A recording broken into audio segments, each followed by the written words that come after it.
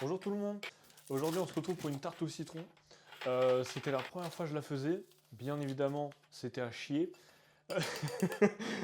La pâte ça allait pas. J'ai tamisé le plat avec du sucre et non de la farine. Finalement quand il faut la décoller, bah t'es baisé.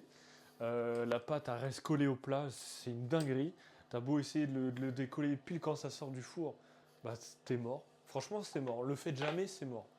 La crème citron, il y avait trop de beurre, vraiment beaucoup trop de beurre. Et j'ai essayé de faire un craquelin. L'idée du craquelin est pas mal, sauf que le mettre en rond, comme je vais vous montrer par la suite, c'est mort. Ça sert à rien. À la découpe, c'est immangeable. C'est impossible à découper. Le truc il se casse en 1000 morceaux. Alors ça fait beau, ça fait un cercle, c'est propre. Mais à la découpe, bah, c'est mort. Donc je vais pas faire comme ça, je vais changer la méthode. Mais l'idée est bonne. Ensuite, j'ai une question sur YouTube. Pourquoi la caméra elle bouge? Alors c'est normal, je filme avec une GoPro fixée sur ma tête. Donc c'est normal si elle bouge.